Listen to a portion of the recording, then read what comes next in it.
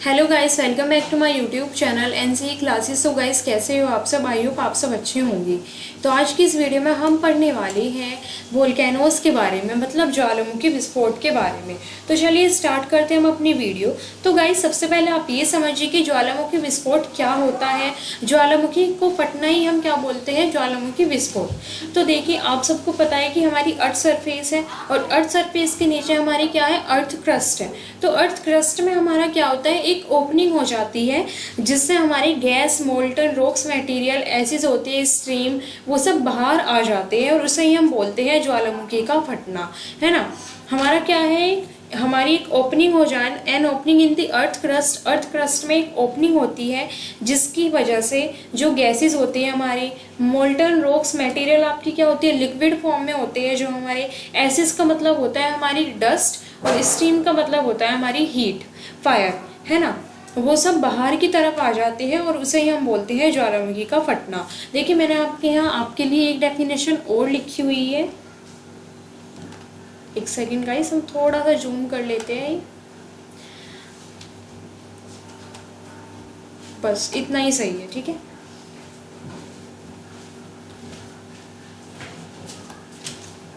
तो देखिए, जो हमारे माउंटेन में एक होल हो जाता है टॉप पर, जिसकी वजह से हमारी जो स्टीम है, हॉट मेल्टेड रॉक्स है, लावा है, फायर है, वो सब क्या हो जाता है? बाहर निकल जाते हैं, बाहर आ जाते हैं। और वही हमारा क्या होता है? वोल्केनिक विस्फोट। तो देखिए, एक बार मैं आपको थोड़ा सा यहाँ पे ड्रॉ करके दिखाते हैं गाइस हम। यह हमारी अर्थ सरफेस है, ठीक है। ये आपकी क्या है? Earth surface. और ये हमारी क्या है? अर्थ क्रस्ट है है ना। और यहाँ पर हो जाता है गाइस एक होल जिसमें से आपका ज्वालामुखी विस्फोट होता है, ठीक है गाइस। एंड अगर आप कहीं भी कोई भी डाउट है तो आप नीचे कमेंट सेक्शन में अपना डाउट लिख सकते हैं। सो गाइस, अब आप ये देखिए कि हमारा जो ये ज्वालामुखी विस्फोट है वो कहाँ होता है? In those part where rock structure relatively weak. कहाँ होता है? जहाँ पर रॉक स्ट्रक्चर क्या होता है? वीक होता है, जहाँ पर कमज़ोर होता है, ठीक है। क्योंकि होल तो वहीं होगा जहाँ पर रॉक स्ट्रक्चर हमारा क्या होगा? कमज़ोर होगा। और जो ये ओपनिंग पार्ट है इसे हम क्या बोलते हैं? इसे हम बोलते हैं गाइस वेंट, VENT, ठीक है। एग्जाम में क्वेश्चन आ सकता है कि जो ये ओपनिंग पार्ट है, अभी हमने लिखा हुआ है ना, an opening in the earth crust, तो इस ओपनिंग को हम क्या बोलते हैं? इसे हम बोलते हैं गाइस वेंट, ठीक है। अब आप ये देखिए कि जैसे कि हमारी अर्थ सरफेस पर क्या होता है? हमारा प्लेट्यूज होते हैं, हमारे माउंटेन होते हैं। तो ये किस पर डिपेंड करते हैं? Depending upon it explosive nature different landforms are forms. मतलब कि हमारे ज्वालामुखी विस्फोट होने के बाद लैंडफॉर्म होते हैं ना, लैंडफॉर्म्स क्या होते हैं? बनते हैं। लेकिन ये किस पर डिपेंड करता है? ये हमारे ज्वालामुखी विस्फोट के नेचर पर डिपेंड करता है कि प्लेट्यू कब बनेगा और माउंटेन कब बनेगा। आई होप कि आप सबको प्लेट्यू किसे बोलते हैं वो सब पता होगा। अगर नहीं पता तो मैं आपको थोड़ा सा बता दूँ। जैसे इधर घर बने हुए हैं हमारे और इधर भी घर बने हुए हैं, और वो जो हल्का सा हमारा जो अर्थ का ये जो सरफेस है, ये जो अर्थ है, अर्थ का पार्ट हमारा ऊपर उठ जाता है ना हल्का सा, इसे हम बोलते हैं प्लेट्यू, ठीक है। और यहाँ भी घर बने हुए होते हैं, किसकी वजह से? ज्वालामुखी विस्फोट की वजह से। और माउंटेन्स तो आप सबको पता ही है ना। थोड़ी गाइस ज़्यादा ड्राइंग हो गई इसे हम थोड़ा सा रफ करते हैं, ठीक है। तो क्या है? जब हमारा ये जो एक्सप्लोसिव का मतलब होता है, इसका मतलब होता है हमारा स्ट्रॉन्ग। मतलब जब हमारा वोल्केनो विस्फोट कैसा होगा? जब हमारा वोल्केनो स्ट्रॉन्ग नहीं होगा, एक्सप्लोसिव नहीं होगा, तो प्लेट्यू बनेगा। और जब स्ट्रॉन्ग होगा तो माउंटेन फॉर्म होंगे, ठीक है। प्लेट्यू कब बनेगा? जब नॉट एक्सप्लोसिव, ज़्यादा स्ट्रॉन्ग नहीं होगा। और माउंटेन्स कब बनेंगे? जब स्ट्रॉन्ग होगा, ठीक है। अब हमारे यहाँ पर एक टर्म आती है मैग्मा, और आपका एक एथिनोस्फीयर और एक आपका लावा। तो मैग्मा देखिए हम किसे बोलते हैं? मैग्मा हमारा हम उसे बोलते हैं जो हमारी मोल्टन रॉक्स होते हैं अर्थ के अंदर, ठीक है। जो भी हमने अभी बताया कि अर्थ के अंदर से क्या निकलता है, हमारा अर्थ क्रस्ट से क्या निकलता है? रॉक्स निकलते हैं, मोल्टन रॉक्स, गैसेस निकलती है, आग निकलती है ना।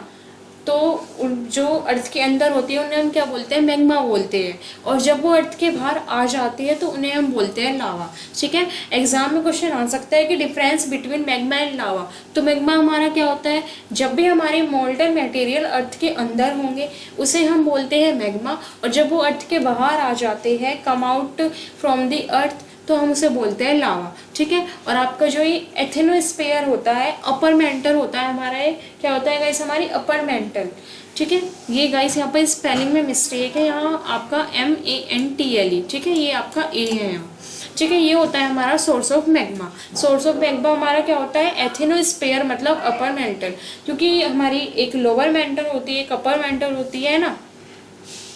सो गाइस, आई होप कि अब तक मैंने आपको जो बताया वो आपको समझ आया होगा। एंड अगर आपको कहीं भी कोई भी डाउट है तो आप नीचे कमेंट सेक्शन में अपना डाउट क्लियर कर सकते हैं, ठीक है। और अगर आपको लगता है कि आपको मेरी वीडियो से कुछ सीखने के लिए मिल रहा है, आपको समझ आ रहा है, तो वीडियो को लाइक करिए, चैनल को सब्सक्राइब करो और अपने फ्रेंड्स के पास भी शेयर करना ना भूलें, ठीक है। तो अब हमारे यहाँ पर कुछ वोल्केनिक फीचर्स होते हैं, हम उनके बारे में पढ़ने वाले हैं, ठीक है। जैसे हमारा वेंट है, आपका क्रैक्टर होता है, क्रैक्टर लेक हमारा, पैरासिटिक कौन, प्रिंसिपल कौन, ठीक है। तो अब हम 1 बाय 1 इन सब के बारे में अच्छे से पढ़ने वाले हैं। तो जो हमारा वेंट होता है वो मैंने अभी आपको बताया कि क्या होता है, central passage way through which magma pass, जहाँ से हमारा मोल्टन मटेरियल, हमारा मैग्मा पास होता है, निकलता है, ठीक है। और ये जो हमारा क्रैक्टर है, ये क्या होता है, ये होता है हमारा जस्ट वेंट के ऊपर। देखिए जैसे कि ये हमारा अर्थ क्रस्ट है, अर्थ क्रस्ट में यहाँ पर क्या है, हमारा ये वेंट है, और इसके ऊपर जो होता है ना, इसके ऊपर, इसे हम बोलते हैं गाइस क्रैक्टर।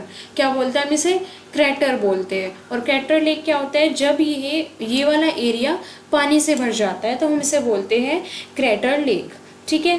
तो हमने वेंट क्या होता है, ये ओपनिंग पार्ट अर्थ क्रस्ट में, और ये जो क्रेटर क्या होता है, बिल्कुल इसके अबोव, इसके ऊपर बना हुआ रहता है, central depression above the went लिखा हुआ है ना। और ये जो क्रैक्टर लेक क्या होती है, जब इस एरिया में पानी भर जाता है, फिल विद वाटर, ठीक है गाइस। एक हमारा होता है पैरासिटिक कोन और एक हमारा होता है प्रिंसिपल कोन।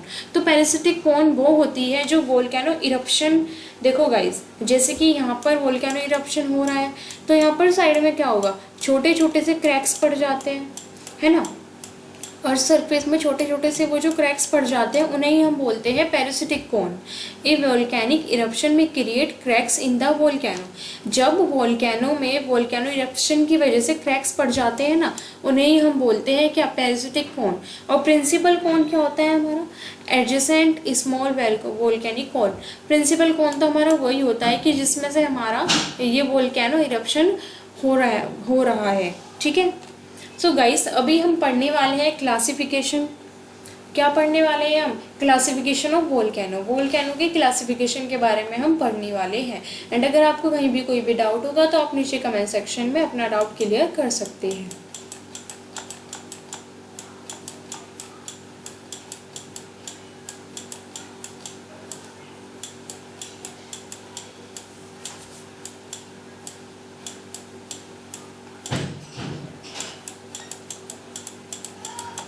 तो देखिए गाइस, अब हम पढ़ने वाले हैं किसके बारे में, वोल्केनो कितने टाइप के होते हैं हमारे, हम पढ़ने वाले हैं उसके बारे में। तो देखिए आपकी मेनली वैसे तो बहुत सारे टाइप के वोल्केनो होते हैं, अगर आप पढ़ने बैठोगे तो गाइस काफ़ी होते हैं, लेकिन ये आपके 3 मेन होते हैं। अगर एग्जाम में क्वेश्चन आता है कि टाइप ऑफ वोल्केनोस, तो आप ये लिख सकते हो। तो देखिए एक हमारा होता है एक्टिव वोल्केनो, एक हमारा होता है डोमिनेंट वोल्केनो, और एक आपका होता है एग्जिटिंग वोल्केनो। तो अब इनके नाम से ही पता चल रहा है गाइस कि हमारा एक्टिव वोल्केनो क्या होता है। Active volcanoes which erupt periodically, either erupting is like to erupt in future, मतलब कि इनका ये आपका पीरियोडिकली इरप्ट होते हैं। जैसे कि आपका ये 1000 साल पहले इरप्ट हुआ, फिर 1000 साल बाद दोबारा इरप्ट हो गए, फिर दोबारा इरप्ट हो गए, मतलब कि ये इरप्ट होने ही है ठीक है। ये जो वोल्केनो हमारे जो एक्टिव वोल्केनो होते हैं, इनके चांसेस ज़्यादा होते हैं वोल्केनो विस्फोट के। और कैसे होते हैं चांसेस, पीरियोडिकली, जैसे कि अब यहाँ 10 साल बाद हुआ, फिर 10 साल बाद होगा, फिर 10 साल बाद होगा, ठीक है। तो इनके ज़्यादा चांस होते हैं फ्यूचर में इरप्ट होने के। उसके बाद आपका इसके जो एग्जाम्पल है वो जैसे कि आपका माउंट इटना है, माउंट मेयोन है। उसके बाद हमारा होता है गाइस डोमिनेंट वोल्केनो। ये वोल्केनो हमारा क्या होता है, जैसे कि volcano which become quiet after their eruption for some time, not erupting in a long time they but are expected to erupt again in future. देखिए इन वाले वोल्केनो का क्या काम है, इनका काम है जैसे कि अब इरप्ट हुए तो फ्यूचर में ये काफ़ी टाइम बाद इरप्ट होंगे। मतलब ऐसा नहीं है जैसे ये वाला है, देखिए गाइस, ये मैंने आपको क्या बताया, जैसे कि अभी इरप्ट हुए, फिर उसके बाद 10,000 साल बाद दोबारा इरप्ट होंगे, फिर 10,000 साल बाद दोबारा इरप्ट होंगे।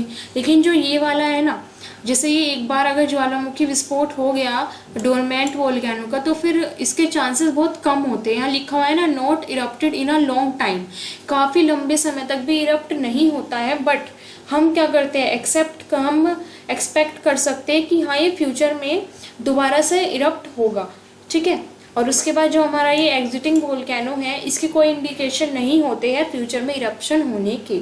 अगर हमारे जो साइंटिस्ट हैं वो भी सर्च करते हैं ना इसके बारे में, तो गाइस इसका कोई इंडिकेशन नहीं मिलता है हमारा कि इरप्ट होंगे या नहीं होंगे, ठीक है। इनके बहुत कम चांसेस होते हैं, इनके चांसेस है लेकिन काफ़ी टाइम बाद, और इनके चांसेस सबसे ज़्यादा होते हैं। जैसे ये 10,000 साल बाद हुए, फिर होंगे, ठीक है।